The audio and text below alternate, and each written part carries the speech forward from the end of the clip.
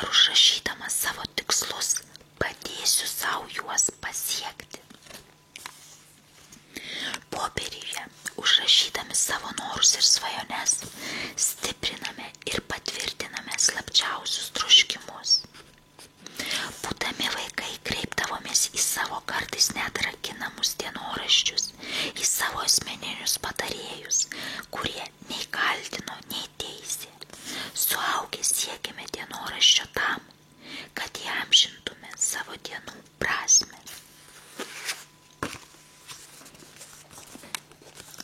Rašydami leidžiate savo mintims lėkti, įsivaduojate iš nerimo, abejonių, savikritikos ir erzinančio plepėjimų. Taip sukuriate erdvę kūrybingumui, kuris nori ištrūkti iš triukšmo į erdvę, kurioje bus galima pradėti sunkų darbą. Užrašydami savo mintis matysite savo pažangą. Pavyzdžiui, žurnalistė ir knygų autorė Kelly James Engler visuomet pasižymi savo tikslus. Užrašau juos ir patalpinu kompiuteryje taip, kad matyčiau visą dieną. Manau, kad užrašai padėjo pasiekti tikslų, kadangi visuomet buvo priešais mane. Tai geras priminimas apie tai, ką noriu atlikti.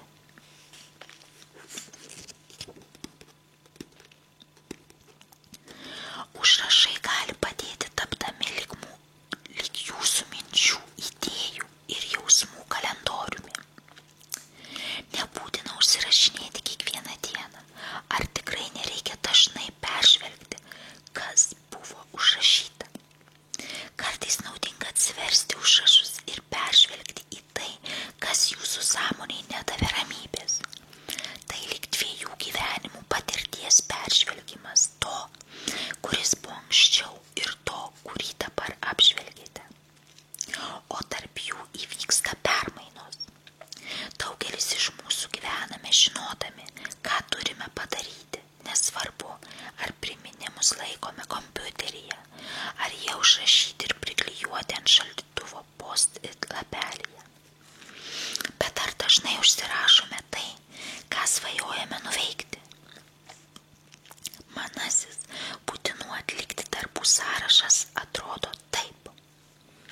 1. Kiaušiniai, 2. Duona, 3. Paskambinti į mokyklą, 4. Grąžinti knygas į biblioteką, 5. Nueiti į paštą, 6. Parašyti padėkos laiškus, 7.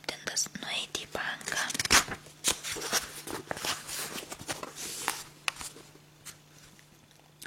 O kaip atrodo jūsiškis? Ar jame yra nurodymų priminančių pasirūpinti kitais žmonėmis? Ar jame glūdi tai, kas patenkina jūsų širdį? Kas atsitiktų, jei į šį užduočių sąrašą įrašytumėte ir savo norus bei svajones? Kas būtų, jei turėtumėte atskirą sąsiuvinį, kuriame būtų ne tai, ką šiandien reikia nupirkti ar nunešti į valyklą, bet tai, kas jums suteikia plačią šypseną ir pradžiugino širdį? Kas, jei rašymas suteiktų jums džiaugsmo? Puiku, turbūt tuoj pat pradėsime rašyti. Tiesą sakant, prieš skaitydami toliau, nedelsdami, paimkite popieriaus lapą. Knygos paraštėje galite pasižymėti, ką panorėję. Taigi, dabar pat surašykite savo norus. Pasistengkite išvengti minčių apie namų apyvokos reikmenis, drabužius, papuošalus. Vietoj to pasvarstykite, kas suteiktų jums didžiulį džiaugsmą ar ramybę, atokvėpį dienos sumaištyje. Tai gali būti kelios valandos per savaitę su instruktoriumi, pašnekesiai su profesionaliu organizatoriumi, mėnesio pietų su artimiausiais draugais. Prisiminkite, kalbame apie jūsų širdies troškimus, o ne būtinus atlikti darbus. Kai tik pradėsime užrašinėti savo svajones ir norus, jūsų žodžiai įgis didžiulę jėgą. Nepaisant to,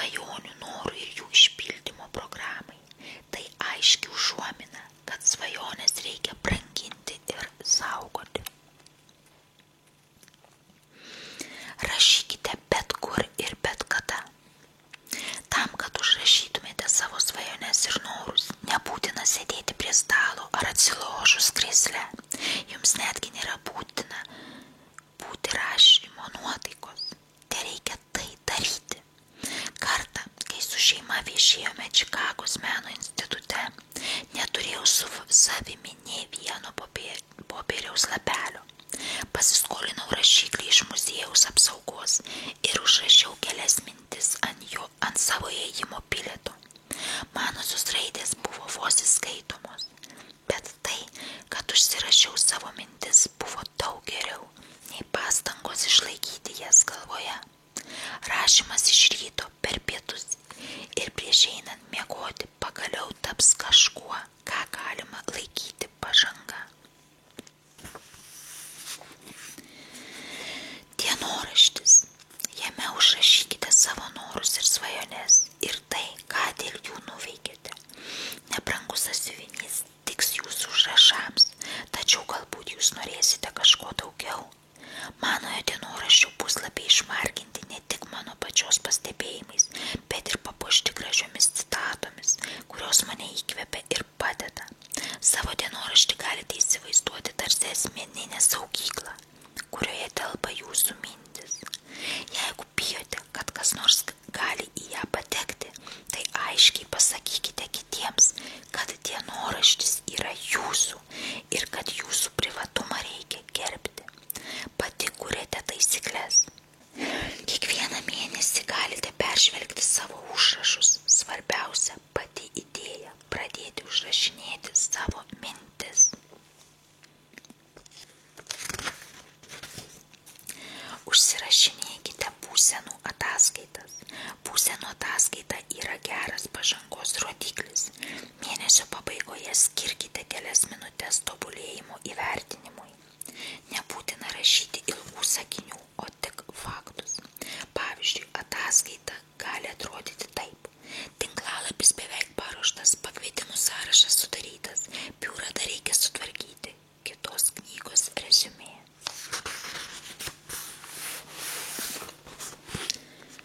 Praktikuokitės. Aš visuomet norėjau išreikšti dvitaškis ir parašom 3 punktus. 3 pagrindiniai mano norai, dvitaškis ir parašom 3 punktelius. Rašymo ritualą susikursiu taip, dvitaškis ir parašom 3 punktelius.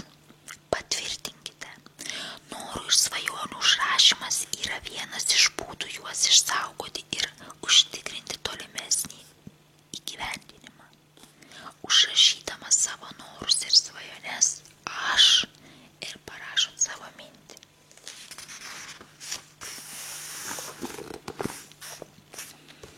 Ketvirta savaitė. Pasiruošk vaidmeniui prieš jį gaudamas. Kuo ilgiau nešioji perlus, tuo tikresni jie tampa. Colette Sherry, 1920. Klauskite, ar užtikrintai ir viltingai kalbu apie svajones? Ar galiu šypsotis net tada, kai man sunku? Ar man neramu dėl to, kad galiu būti palaikyta melagė? Ar galiu veikti tarsi ir tuo pat metu bijoti? Ar esu pasiruošusi imtis vaidmens? Ar mano savęs vaizdas atspindi tai, ką noriu, kad kiti matytų? Kas atsitiks, jei niekados negausiu vaidmens? Kartais atsisakome galimybės manydami, jog esame netinkami. Bijome, kad mums gali nepavykti. Dar blogiau, gali pasisekti. Ir kas tada? Galbūt jūsų tėvai norėjo, kad patirtumėte mažiau nusivylimų, todėl sulaikydavo nuo rizikingų sprendimų. Pavyzdžiui, norėjote vaidinti mokyklos spektaklyje, tačiau buvo leista suprasti, kad tokia kaip jūs niekuomet negautų vaidmens. Todėl nesurizikavote ir nepabandėte. Galbūt jūs atkalbėjo užsiimti sportu, kadangi galėjote susižeisti, arba todėl, kad jums buvo teigiama, jog esate nepakankamai vikri. Tai labai liūdnas požiūris į pasaulį ir jis negailestingai atima pasitikėjimą, net mažą svajonių žiupsnelį. Štai kodėl jums būtina pasiruošti vaidmeniui dar prieš jį gaunant. Aš kalbu ne apie apsimetinėjimą būnant kažkuo kitu arba bandymą pabūti kito pasiruošimą vaidmeniui, kurio siekiate. Tarsi būtumėte savo paties vizijos režisierė, prodiuserė ir aktorė. Dažniausiai bandydami įsivaizduoti tą momentą, mes sakome, kad tai per gerai, kad būtų tiesa. Arba tai niekada neįvyks, ką bandau apgauti. Bet tai yra seni priežodžiai, kuriuos reikia perrašyti. Naujai jie skambėtų štai taip. Aš galiu tai padaryti. Aš ketinu tai padaryti. Ir aš visada to norėjau. Dažnai negatyvių minčių pakeitimas pozityviomis priklauso nuo suvokimo. Pavyzdžiui, jei teiksite savo, kad esate graži, tai jūsų elgsena bus grakštesnė ir išdidesnė. Tokiu būdu, jei pasiruošite vaidmeniui dar prieš jį gaudami, priartėsite prie savo tikslo. Deja, ne visuomet turime tai, kas padėtų mums pradėti. Turbūt girdėjote kažką sakant, pirmin paskui savo svajones. Jūs galite tapti tuo, kuo norite. Puiku, bet kaip tą padaryti? Jums reikia elgtis tarsi jūs jau turite darbą, vaidmenį, pinigų, sėkmę, pasitenkinimą. Jacqueline of Northbrook, savininkė Jacqueline Jurika, nusprendusi pradėti juvelyrės verslą, ėmė elgtis taip, lyg jau tuo užsiimtų. Kitaip nei kiti, Jacqueline netęsė savo šeimos verslo. Ji pasakojo, būdama 15 metų pradėjau juvelyrikės verslą, neturėjau nei pastovių klientų, nei darbo vietos, kurioje galėčiau įsikurti. Man būtų buvę paprasčiau, jei būčiau dirbusi savo šeimos parduotuvėje, tačiau turėjau nuosavos parduotuvės viziją. Tad neapsistojau ties tuo, ko neturiu, bet susitelkiau į savo svajonę.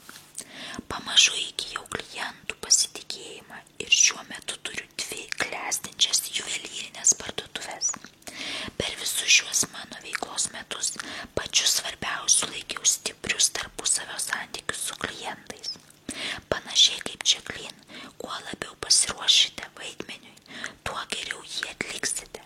Labai svarbu, jei kiti matys, kaip stengiatės. Eksperimentuokite. Sužinokite savo galimybės. Galbūt svajojate palikti gerai apmokamą darbą ir tapti mokytoja. Šeima abejoja dėl jūsų sprendimo, o kolegos stebisi, kaip sugebėsite įgyvendinti. Tačiau abejonės palikite ramybėje ir pabandykite paieškoti informacijos. Vietoj ilgo miego šeštadienį atsikelkite anksčiau ir paieškokite informacijos apie mokytojų darbą internete. Įsigilinkite į surastą informaciją. Tyrinėkite savo vaidmenį. Jei norite tapti rašytoja, prisijunkite prie interneto literatūros svetainių, skaitykite publikacijas bibliotekoje ir knygyne, nusipirkite rašymo reikmenis, skaitykite rašytojų autobiografijas. Jūs sužinosite, kad ir jiems buvo dienų, kai atrodė karjera baigėsi, ar kad jie niekada nemanė baigsiantis tuo, kuo pradėjo. Imituokite geriausia. Kai sutinkate žmogų veikianti tai, ko jūs siekiate, įdėmiai jį stebėkite ir klausykite, kodėl jam sekasi, kaip jis praleidžia kiekvieną dieną. Pažinkite žmonės, kurių varžotės. Paklauskite jų, kaip jie visą tai pradėjo ir kokias kliūtis sutiko savo kelyje. Jei reikia, užsirašinėkite. Jeigu šie žmonės dovanos jums savo laiko, tai vėliau nusiųskite jiems padėkos laišką. Taip toliau skaitom. Repetuokite. Kaip elgtumėtės pirmą dieną savo svajonių darbe, jeigu gautumėte apdovanojimą? Ką pasakytumėte atsimdami dovaną? Kai išsipildys jūsų svajonės, o jos tikrai išsipildys, džiaugsitės, kad skyrėte laiko pasiruošimui. Repetuokite.